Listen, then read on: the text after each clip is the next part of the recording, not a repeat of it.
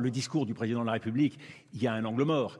Il parle de la menace russe, mais il ne parle pas du tout du fait qu'aujourd'hui, nous avons un partenaire qui n'a plus la fiabilité d'antan, c'est les États-Unis. Pourquoi? Parce que la majorité des pays de l'Union européenne et de l'OTAN, eh bien, n'imagine pas leur avenir sans les États-Unis.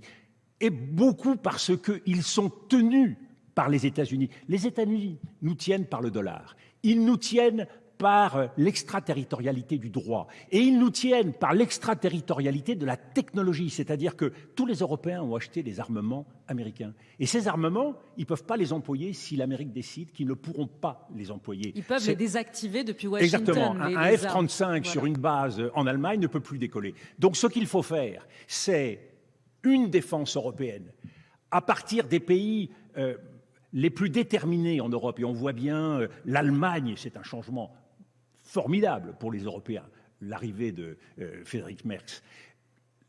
Le Royaume-Uni, dans le cadre de l'OTAN, mais aussi la Pologne. On a un triangle de Weimar, plus le Royaume-Uni et quelques pays, je pense à des pays comme l'Italie, je pense à des pays comme la Suède, qui peuvent constituer une sorte d'avant-garde et ouvrir le chemin pour des grands projets européens d'équipement, pour un format qui pourrait constituer la base d'un commandement européen, parce que nous devons avoir un leadership dans le domaine de la défense, mais ceci ne suffit pas.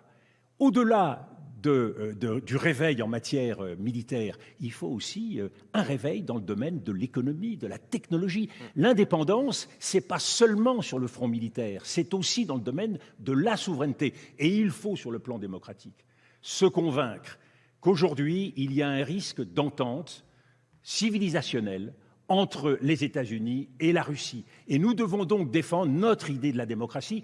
Et bien évidemment, comme toujours, il y a un certain nombre d'idiots utiles en Europe qui sont prêts à faire le jeu, soit des États-Unis, soit de la Russie. Et nous devons veiller, nous, à tenir sur cette ligne d'exigence et d'indépendance.